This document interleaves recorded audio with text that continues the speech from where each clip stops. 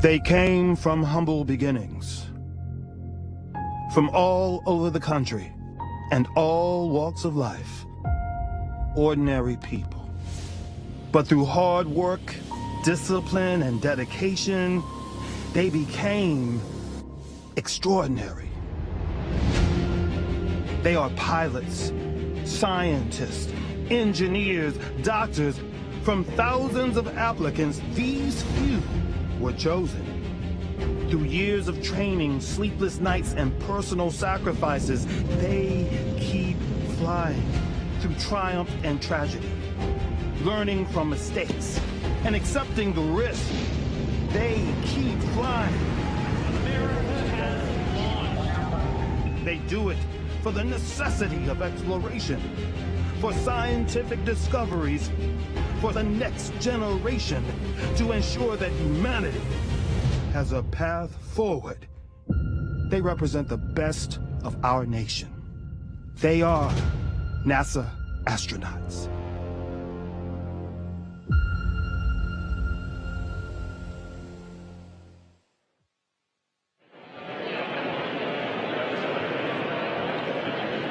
Good morning.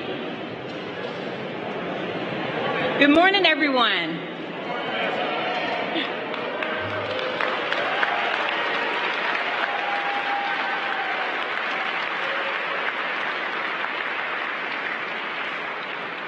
I'm Vanessa White, Director of NASA's Johnson Space Center, and I'd like to welcome all of you here today to Ellington Field for a special announcement of America's newest astronaut candidate class.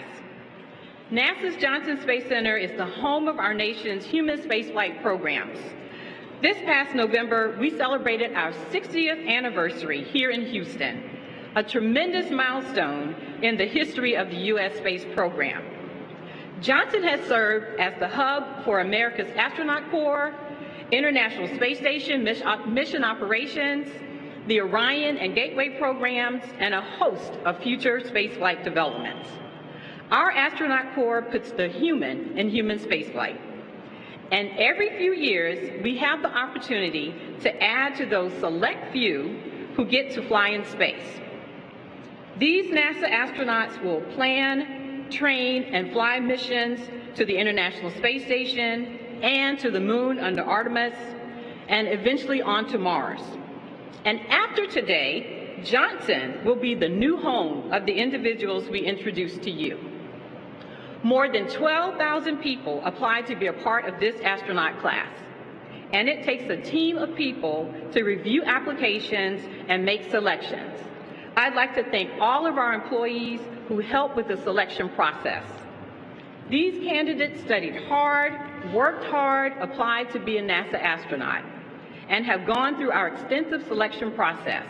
And now, today, 10 people will be named as NASA's newest astronaut candidates. These astronaut candidates will train here in Houston for 2 years, using T-38 jets like the ones behind me, and focus on a variety of technical activities to prepare them for missions that will help NASA push the boundaries of exploration and travel. Many of them are still in the process of moving their families to Houston, and our team is excited to welcome them home. At Johnson, our vision is clear. We dare to expand frontiers, we unite with our partners to complete bold missions, and we explore for the benefit of all humanity. Our team plays a pivotal role in enhancing scientific and technological knowledge to benefit all of humankind. We've made many giant leaps throughout the past 60 years, fulfilling President Kennedy's goals of landing a man on the moon. And today, we reach further into the stars as we push forward to the moon and once again and on to Mars with NASA's newest astronaut candidate class. At this time, I'd like to introduce you to Norm Knight, Director of our Flight Operations Directorate. Norm leads a team of employees to facilitate the planning, training, and mission execution for NASA's human spaceflight missions. He's responsible for flight operations, including NASA astronauts, flight directors, NASA pilots, and aviation assets, as well as real-time mission control center command and control, and the world-class training facilities, including our spacecraft mock-ups and the neutral buoyancy lab. Please welcome Norm.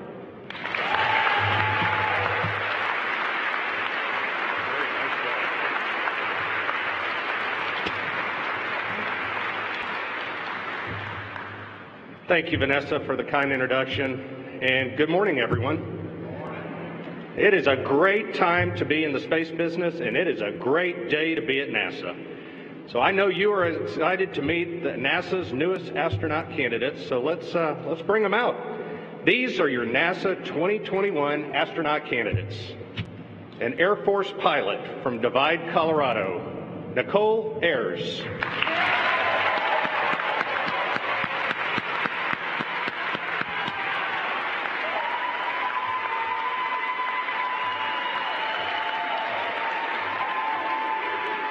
Air Force helicopter test pilot from Guaynabo, Puerto Rico, Marcos Barrios.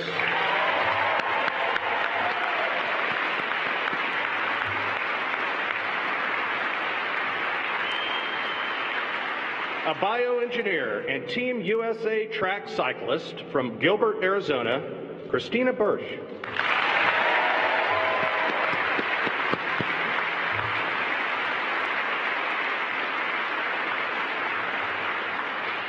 A drilling engineer from Wasilla, Alaska, Denise Burnham.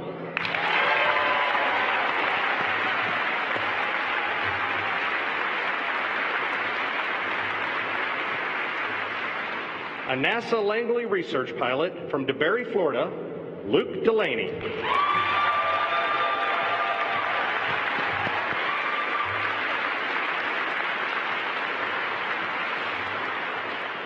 A space systems engineer from Chesapeake, Virginia, Andre Douglas.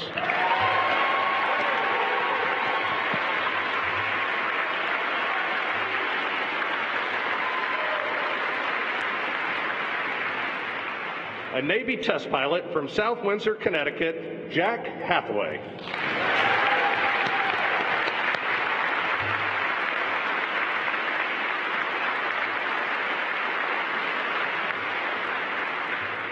Medical Director at SpaceX from Minneapolis, Minnesota, Anil Menon.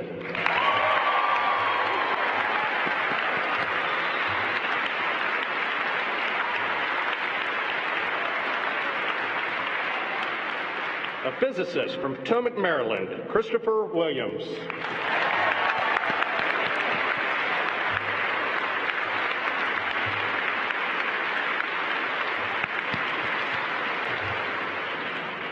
And a Navy test pilot from Clovis, California, Jessica Whitner.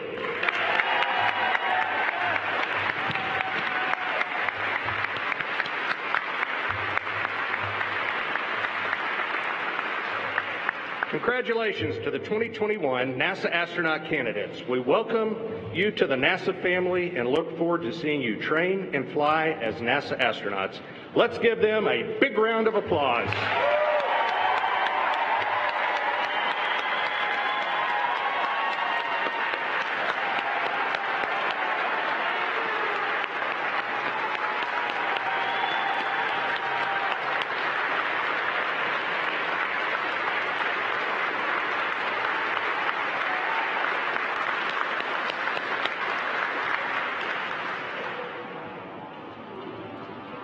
See, Vanessa, I'll turn it back to you. Okay.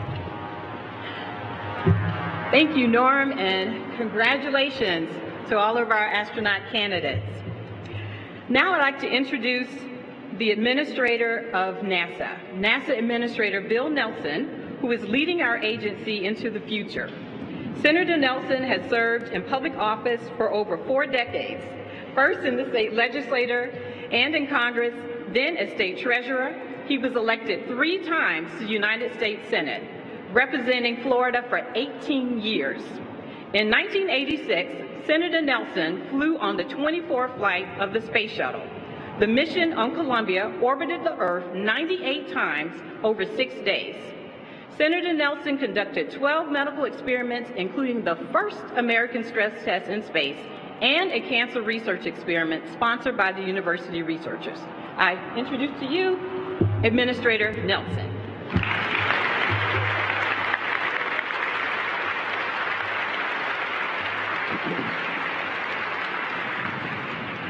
Good morning. They're not enthusiastic at all, are they? Well, this is the NASA family. So I address you, members of the national family, and those of you out there watching this on NASA TV, and our distinguished guest here. For 60 years, the Johnson Space Center has captured the American story. It's a story about discovery, about exploration, about people who forge ahead. We are a nation that is restless unless pressing out into the unknown. We've always had a frontier to expand. The frontier now is upwards, and it's out into the cosmos. We're going back to the moon, and we're continuing on to Mars. And so today we welcome 10 new explorers, 10 members of the Artemis generation. It was the Apollo generation, and that did so much for so many. Now it's the Artemis generation. Alone, each of these candidates certainly has the right stuff, but together they represent exactly the creed of our country, e pluribus unum, out of many, one. In this class of candidates is the son of two immigrant parents. There are members and veterans of the U.S. Armed Forces, including a pilot who led the first all-female F-22 formation in combat.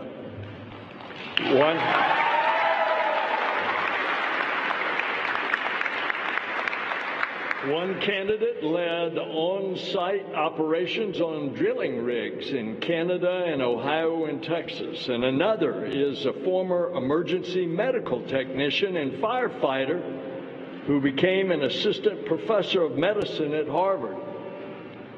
The class even includes a U.S. track cycling team member.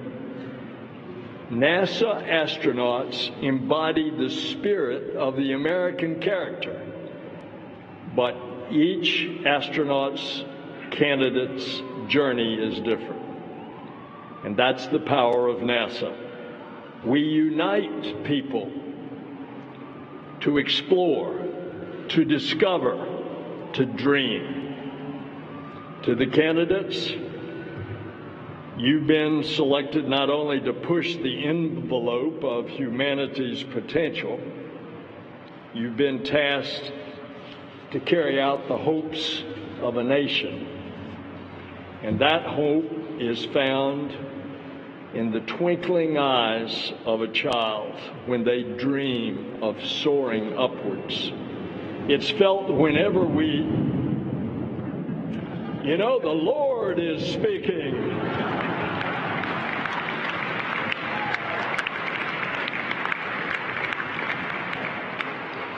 Oh, Lord, just let me do my part. That hope is found in those twinkling eyes of a child. It's felt whenever we gaze up at the stars and wonder what might more be out there.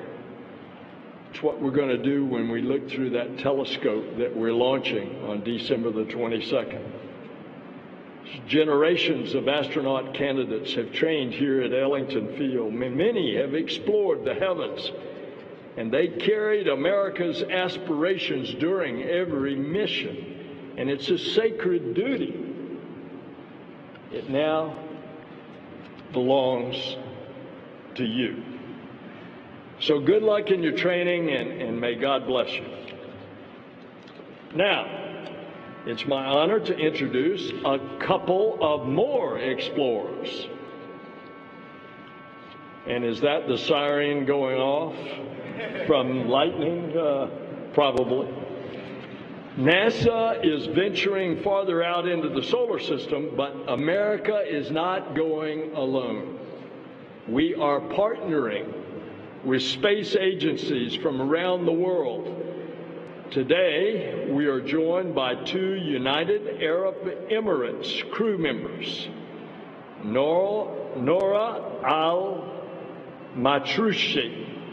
and Mohammed Al-Mula.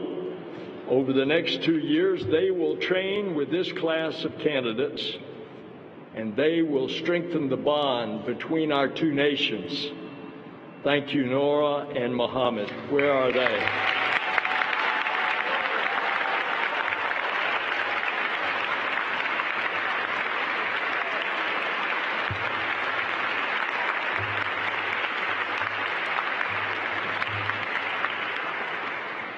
We are also honored to be joined today by some special guests.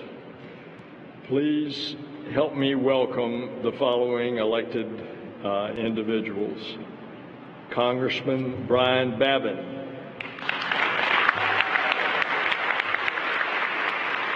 Congressman Randy Weber.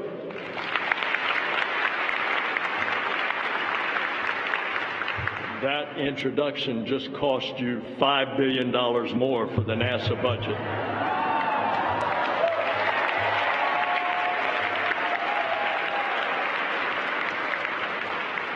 Texas State Senator Larry Taylor. And Texas State Representative Dennis Paul.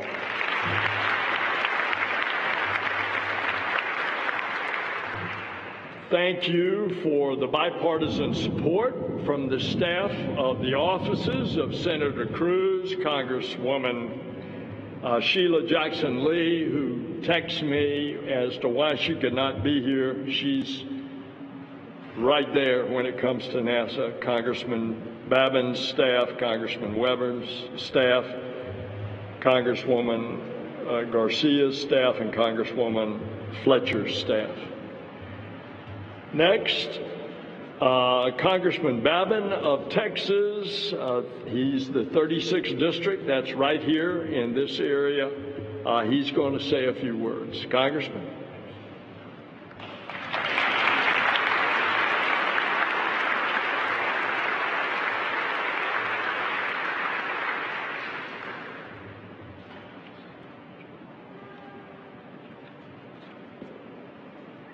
Thank you, Administrator. Repeat after me. I do solemnly swear. We're going to get you plenty of money. The Administrator and I have had several conversations about getting funding for our human space exploration and our programs. And this should be a bipartisan effort, and I promise you that we are working as hard as we can to do that. It's my pleasure and my privilege to be here this morning, and so incredibly proud to be standing here with you wonderful folks and celebrate our newest class of NASA astronauts. What a time it is for you to be joining the astronaut corps. And these young ladies and gentlemen have been chosen literally from a cast of thousands. And we're very proud of you. Once again, we're launching American astronauts on American rockets from American soil. And before long, we will be watching the most powerful launch vehicle ever known, the Space Launch System, and the Orion, the only spacecraft in the world capable of exploring deep space, clear the tower. And hopefully you will be along for the ride. As astronaut candidates, I have no doubt that you will throw yourself into your training and preparation for that day in the not-so-distant future, and when you are asked to carry out the goals of our great nation. In Congress, I serve as the ranking member of the House Space and Aeronautics Subcommittee, and I represent the Johnson Space Center as a matter of fact. You have my solemn promise that I will do everything possible and in my power to ensure a robust space program that will be standing behind you the entire way. When it comes to space, my absolute highest priority is ensuring that America will continue to lead, to discover, and to achieve. Thank you, Lord. He agrees with me. I have great faith that you will enable us to do just that.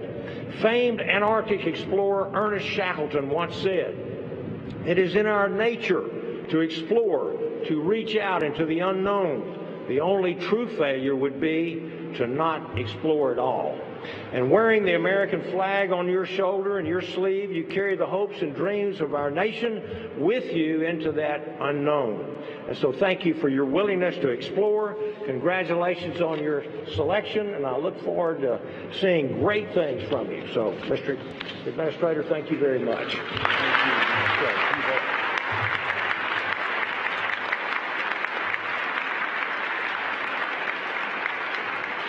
So I want to introduce Congressman Weber of Texas' 14th Congressional District. Congressman.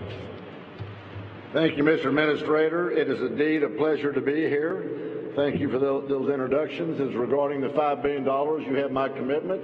Brian can handle most of that. I'll kick in a little money myself from time to time. Listen, it's a great pleasure to be here. We live in the greatest country in the world, Texas. Come on, y'all. Seriously, we do. We live in the greatest country in the world, the United States of America, and I know y'all know that because you're here and you're part of it. NASA is the epitome, in my opinion, and Johnson Space Center too, of what the finest we have to offer is. Can I get a witness? Come on, y'all. I'm going to pass a hat a little later on, so I got to get y'all geared up. So.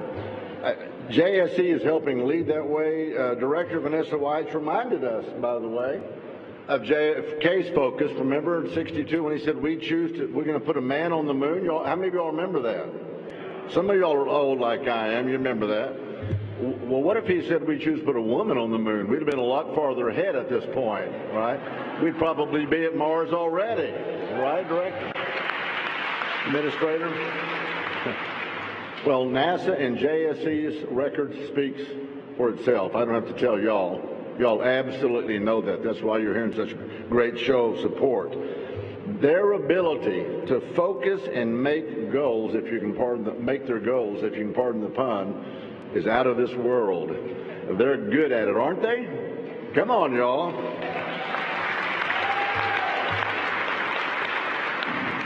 And speaking of the finest that America has to offer, this new group of astronaut candidates gives me a great deal of encouragement.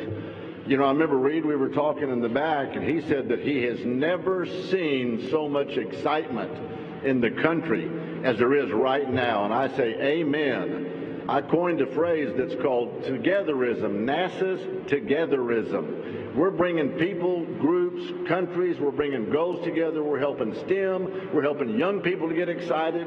You're seeing togetherism. I'm 68 years old. I know I don't look that old, more like 78. But anyway, you're seeing young people get excited like I've never seen before. So that's excitement. That gives me encouragement. Are y'all encouraged?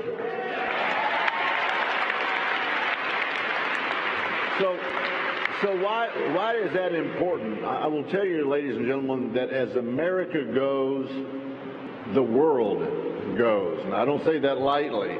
For us to lead in space is absolutely paramount. And what we do, where we're headed, is going to be how the world perceives us. How the world perceives us. NASA actually helps bring us together, not just that togetherism here, but around the world. And we see it. We've got a couple of astronauts from across the big pond right there. We see that. Our space goals helps. Y'all hear the rain? Notice that I didn't get no lightning. God wanted y'all to hear what I have to say. I'm just saying that for my friends. So it helps us with national defense. It helps us with our economy. It helps us with STEM. It helps in so many ways. So hats off to NASA. Hats off to Administrator Nelson, Director White, and the whole NASA team. And give them a hand.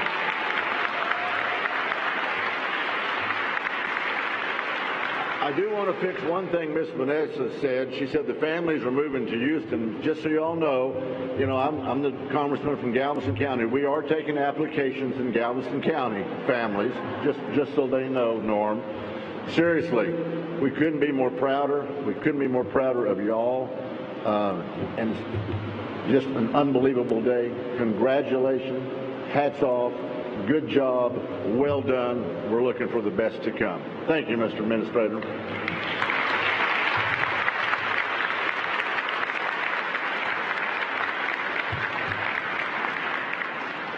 Now it's my privilege to introduce a role model for all astronauts. In fact, she was just inducted into the Astronaut Hall of Fame.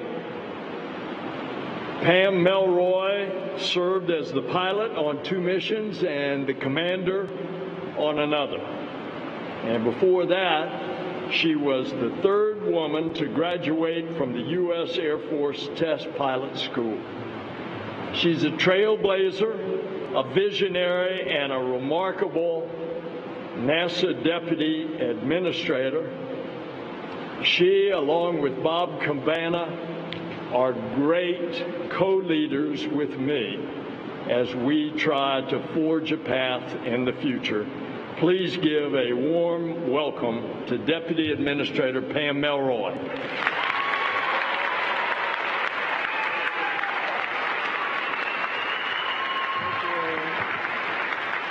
Gosh, this is so awesome. Congratulations. I'll tell you what's overwhelming is just how many memories it brings back. So I'll tell you a story.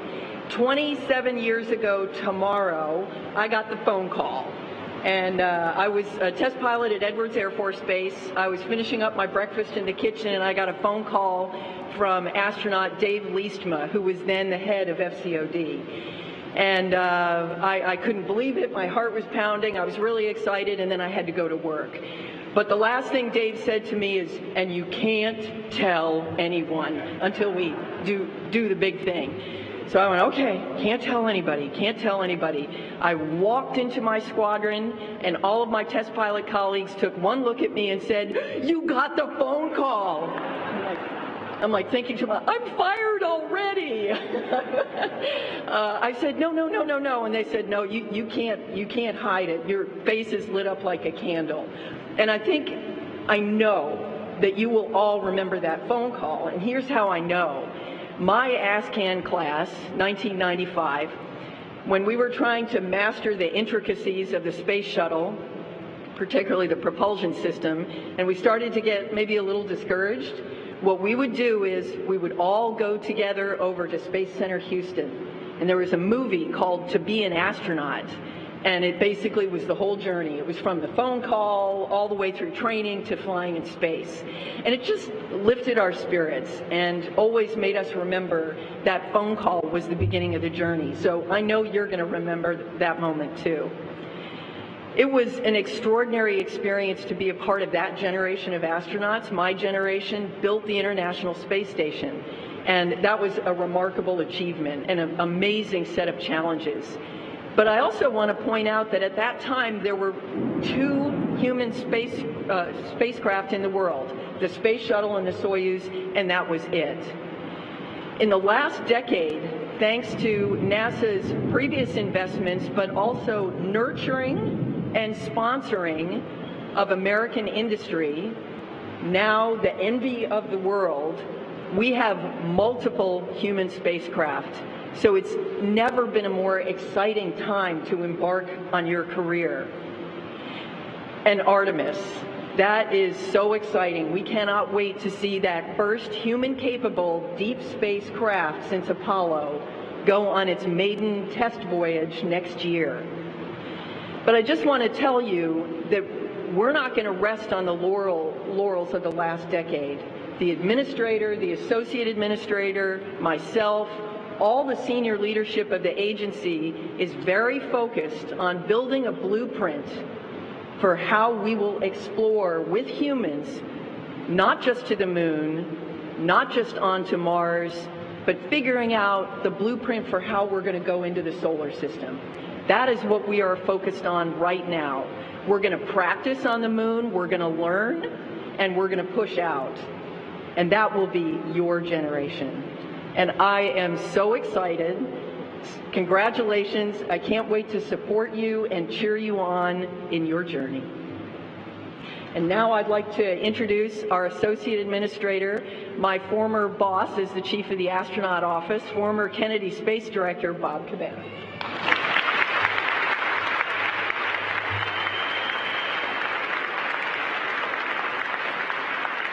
Thank you, Pam. It is great to be home in Houston. And it's really great to be here at Aircraft Operations, where the finest aircraft maintainers in the world work. And I got to say, I do miss flying those sleek little jets that are behind us.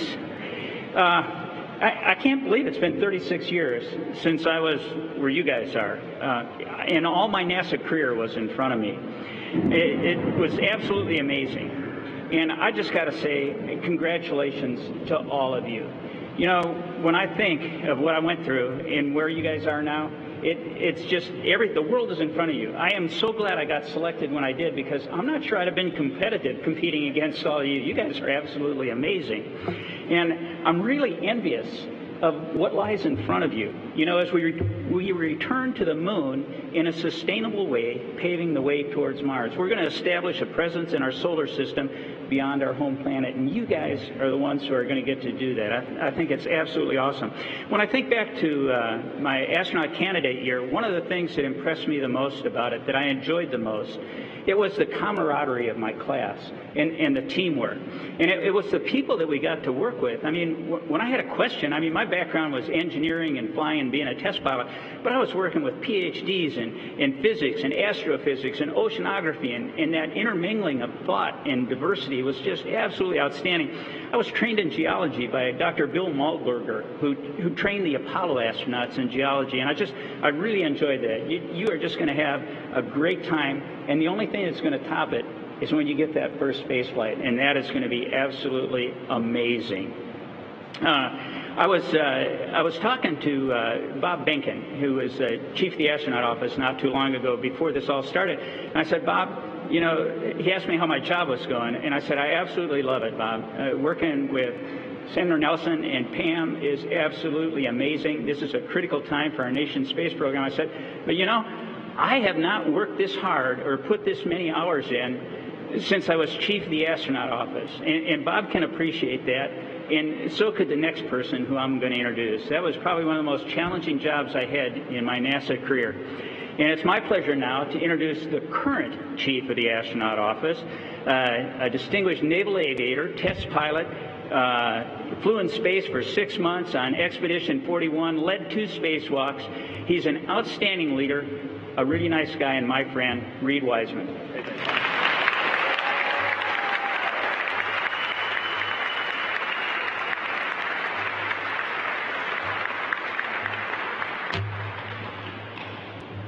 All right, so there's some prepared words here, and I'm not going to read any of them. Sitting before us, we have 10 Americans, 10 of our nation's absolute finest. And you have got a huge, huge next few years of work ahead of you, and it's going to be absolutely awesome. Last night I got to meet most of the family members of these folks, and I recognized very quickly, they have all worked hard, but they have been raised well, and they have been supported well. So I want to take a second to thank all their parents, their brothers, their sisters, their moms, their dads.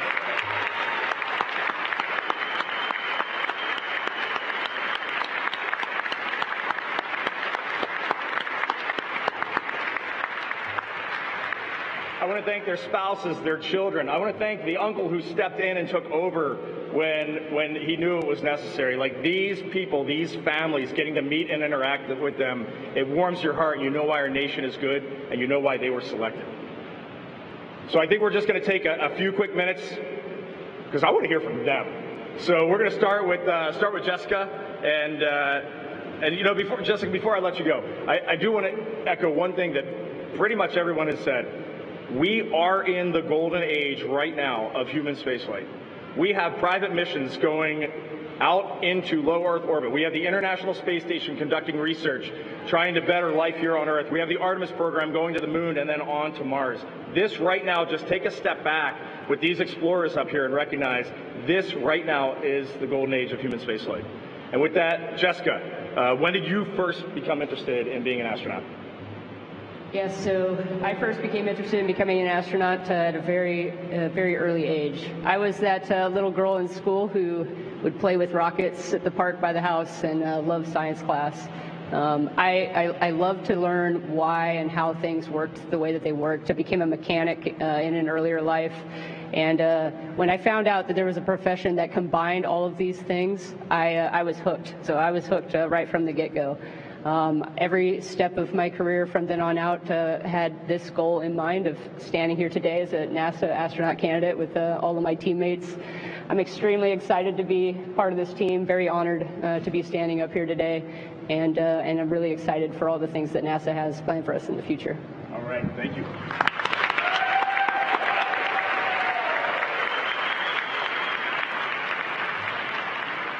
When you get on the space station, you will know those mechanic skills will come in very handy every single day in our orbiting platform up there.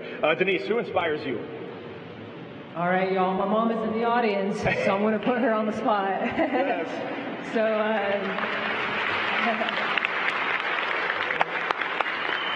So her childhood dream was to be a military officer. Well, at the time in Turkey, it was not allowed for women. So as a little girl, I got to watch my mom graduate college. I got to watch her commission as an officer in the United States Air Force. She taught me how to dream big, and as long as you stay the course, you can achieve anything. That's what inspired me not to give up on my own childhood dream of becoming a NASA astronaut. Thank you.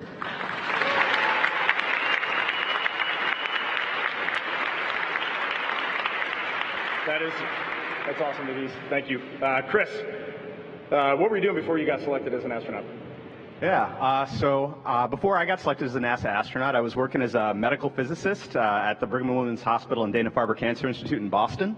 And what that means is I was sort of splitting my time between helping to research better ways we can target radiation therapy for cancer, and then actually working as part of a team, a multidisciplinary team, to treat patients.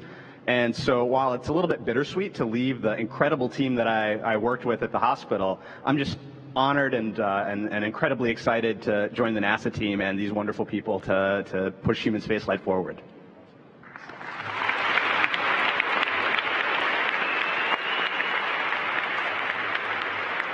I think Pam was safe, but you and I were definitely in jeopardy if we were applying. All right, Christina, what would you say to young people who are interested in following in your footsteps? Well, as you can see from my incredible classmates seated here beside me, there's really no one path to becoming a NASA astronaut candidate. And you might think that my path as a bioengineer and a cyclist is a little bit out there, but it was really all of those skills that I gained from those experiences that helped me get here. And so I think my advice would be to find something that you're really interested in, really curious about, passionate about, and explore that deeply. And I think if you approach every day trying to do the little things well, they will add up to something really big. And that might be sitting here someday as a NASA astronaut candidate.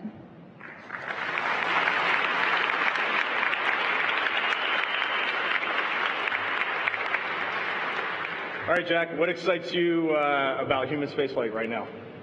It's kind of a tough question to answer because there's so much that's exciting about human spaceflight right now. As everyone has mentioned so far, there's commercial spaceflight going on, commercial space exploration.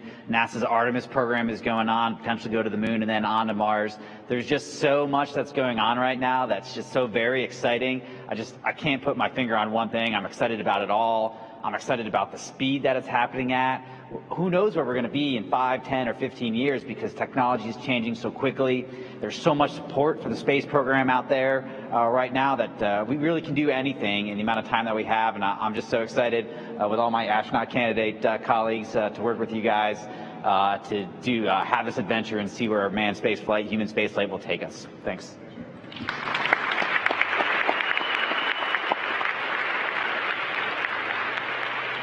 All right, before I ask Andre his question, I got to meet his dad last night. If anybody needs a new best friend, please find Andre's dad. He is just a great man. I could talk to him forever.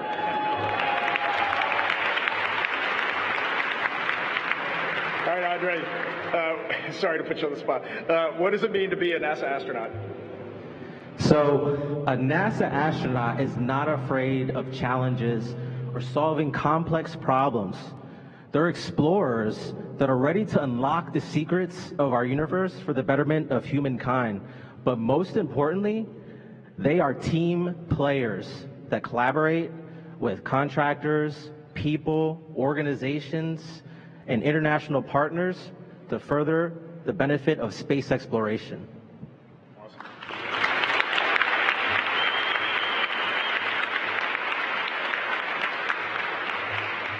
All right, Nicole, with the biggest fan club out there, what aspect of training are you looking forward to? As you can see, the common theme is being part of a team, so I cannot wait to get to know my new team members. I wouldn't be up here today and I wouldn't be where I am without the teammates who have stood next to me throughout all of it, to include my college volleyball teammates who are here in the stands. But the F-22 pilot in me has to stay flying. I think learning the T-38 again, and not only just flying, but getting to share my love of flying with my classmates, and then also getting to learn them as we fly together and getting to know each other. I can't wait to get to know everybody and start to learn all the different aspects of spaceflight and how us as the NASA astronaut candidates are going to further human spaceflight. Awesome.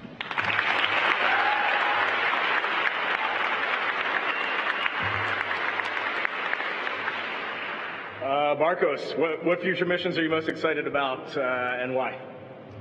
So any mission that I can be assigned to? Perfect answer. Perfect answer. Can I hold you to what I'm about to say? Absolutely. All right, so maybe. So I know I have two brothers in the audience who are probably thinking, so you're telling me there's a chance here, so I like it. So I'm going to go big here. I think it would be great if NASA could scale up the Ingenuity helicopter that's currently flying on Mars to maybe fit two people. I know Denise, the other helicopter pilot here, and I would love to take it for a spin for science.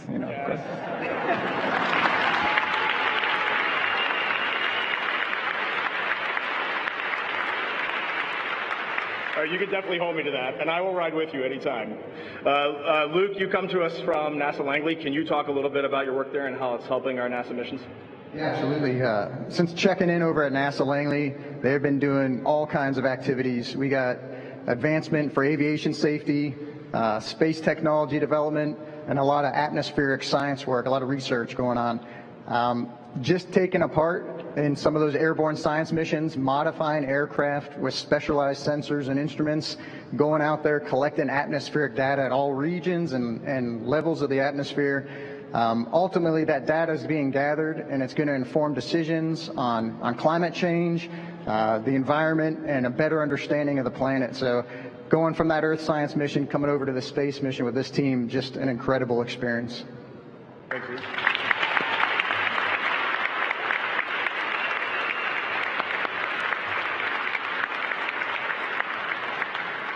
All right, Anil, our doctor in the group, tell us about the future of space medicine.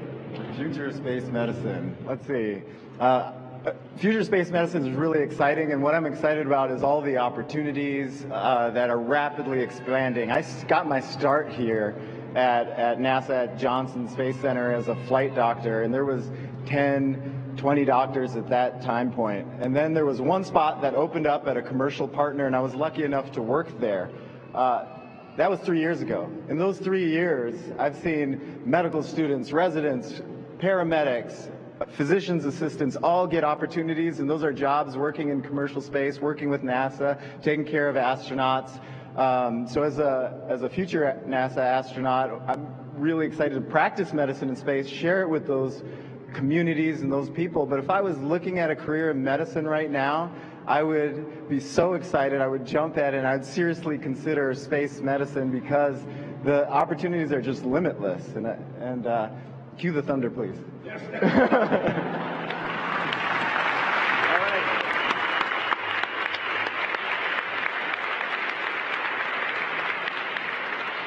So for the kids that are out there watching, you get asked the question all the time, how can I become a NASA astronaut? How can I go do this? How can I explore space?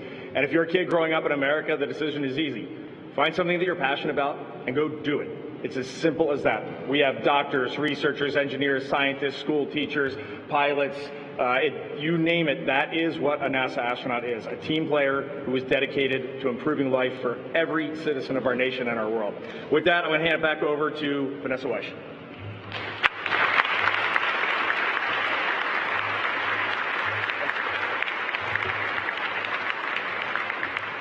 Thank you, Reed. And I want to echo what Bob Cabana said earlier. Reed Wiseman is just an astronaut's astronaut, and I want to thank him for helping us select this very fine astronaut candidate class.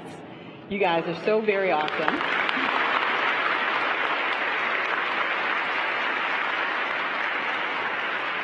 And I also want to thank all of you here that joined us today, the NASA team that makes us be so successful. We're just doing such great things, and I want to thank you for that. I want to thank everyone for coming. This is a great and exciting day for our nation, a very exciting day for NASA. And so I would like for our candidates to please stand one more time so they can get a huge round of applause.